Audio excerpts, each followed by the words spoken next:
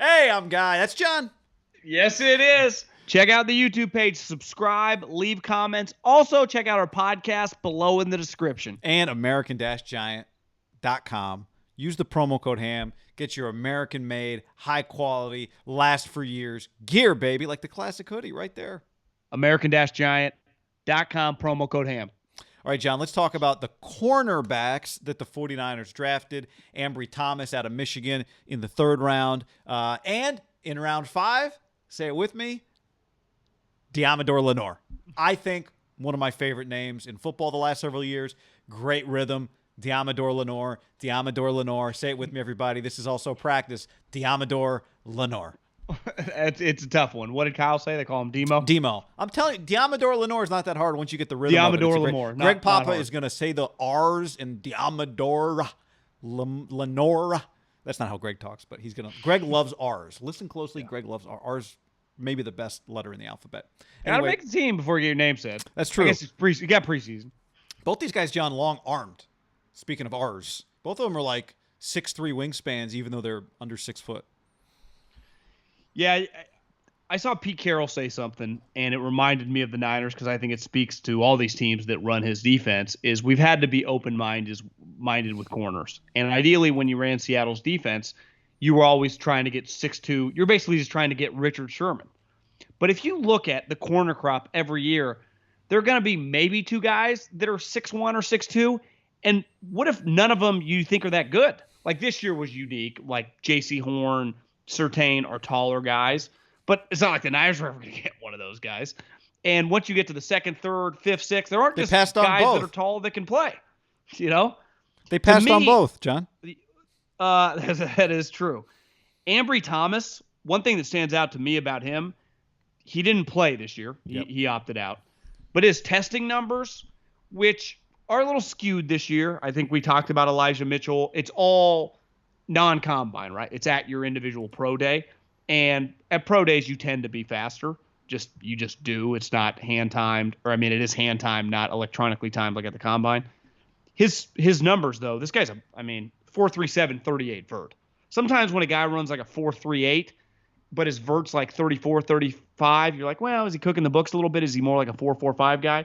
When you're 38 vert plus, I don't even need to see your 40. I just go, you're explosive. Because if I give 5'11" guy 38 vert, like that guy's doing 360 dunks. Like that's a explosive jumper.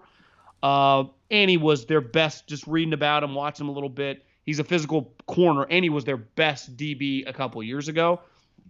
And he still went in the 3rd round by opting out. Like that's I don't want to say a premium pick, but in the 3rd round, like they're expecting, like they would like this guy one day to probably be a starter, right? Yeah. Ahkello Witherspoon once upon a time was a 3rd round pick. Right.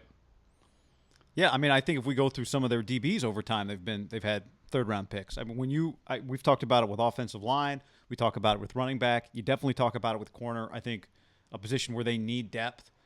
We've seen some of the guys they've hit on. Obviously, Sherman they lose. They hit on DJ Reed a couple years ago, or signed DJ Reed, lost him. But I do think they've actually shown, Ahkello Witherspoon, we'll see. I mean, he's not a scrub, clearly. The Seahawks just signed him. So this is is he starting up there for him this year? To me, that would be somewhat of a good sign. You're on like the right guys, right? One thing, you and I have talked a lot about the opt-outs. You told me Tomlin said they didn't draft any opt-outs. Nope. This guy was one, as you said. One thing John Lynch said was he grew on us a lot in the process. So I don't know exactly. I'd be interested to ask John, what does that mean exactly? Like, were you guys initially, as you filtered through as you scrubbed through, did you try to avoid the opt-outs if you could? I don't know exactly what that means. Maybe it just meant that they didn't have the recent tape, and so it took a little more time talking to the coaches, because he said that's something they did at Michigan repeatedly with him. But I do think once you and you and me, I think we did a video on Mayock had a comment about opt-outs. I would imagine for most teams, and some alluded to it, others I just don't think wanted to talk that much about it because it's kind of a sensitive subject.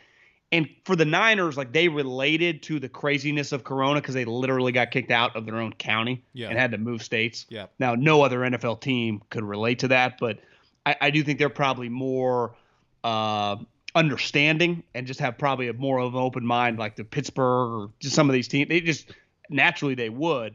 I do wonder once you get to the third, fourth, fifth round with opt-outs, you start balancing it over guys that played, especially guys in his own conference. It's you would have to talk yourself in maybe to some guys and just try to explain and understand their situation. But his testing numbers were outstanding, and Michigan is pumping out a lot of players, right? They had 8 guys drafted. They've had the one thing, if you just look back the last 3 or 4 years of their program, they may not be winning as many games as they should relative to how many guys are getting drafted on all 3 days of the draft. Yeah. And Lenoir, you knew this. I didn't until I just do a little research. Like, this guy was a massive recruit. He was a top 75 recruit in the country. He was the number one pick. He was the number one recruit in their 2017 class. Oregon. Yeah, so he was a huge recruit. This guy's not as talented as Ambry. He's probably, projects more to a slot corner. But, like, I just both these two guys have one thing in common. It gets back to when we talked about the USC linebacker. They both will tackle. And I think at corner, hitting, like, Sherman is probably the biggest hitting corner of all time, but they do like their corners to tackle. And I think that's one reason that, I don't know if Akello they thought was a physical quite enough. Yeah. Right. One thing Emmanuel Mosley will hit you. Jason Verrett will hit you. They like their corners to come up and run support. I think maybe one of the differences, that's a similarity. It seemed just from, I've seen a lot of Deommodore Lenoir. I hadn't seen a ton of, but I've heard what John said about Thomas, Lynch, Middlecoff. They loved his ball skills. I don't know if that's really a strength of Deommodore Lenoir, but we're talking about the difference between a third rounder and a fifth rounder, right? Lenoir actually opted out, and a lot of their secondary opted out this year, and then the safety they got drafted high. Yeah. They had a group of guys, Thomas Graham, like they had a really strong secondary, Thomas Graham, Deommodore Lenoir, Brady Breeze, and Javon Holland. Lenoir opted back in. I think one thing with him, he's coming from we'll see. Oh, Lenoir originally opted out with Sewell opted and all out, the guys. But there wasn't going to be a season. I don't remember exactly the timeline, right? There wasn't going to be a season. They canceled the season. But he played this year. He played. And this is where I give Big Ten guys and Pac-12 guys, I think you've said it. You're right. If they opted out, we got to ask some questions about them. I do give them some benefit of the doubt, or at least I think it's easy to explain. When did school start? When did your institution cancel? It's Pac-12, Big Ten, John, they're institutions. When did they cancel football? So were you planning not to go to school, and then it was a whole thing, you're coming back to school? So I do give them a little leeway there, some understanding. But he played. I do think time will tell. One thing we know right now with Mario Cristobal's program is it's based on Alabama's program, right? This guy started for Mario Cristobal. That is they want to be like Alabama. They want to be tough, physical, hard-nosed, disciplined, held accountable, all these sorts of things. As time goes on, we'll see. I mean, they've had some really good recruiting classes, but that's the type of player that I think you're getting out of Oregon.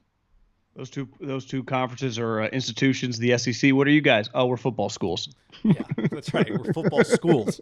Football schools. Programs. Programs. Football programs. Yeah, I just think that it was an area of need, right?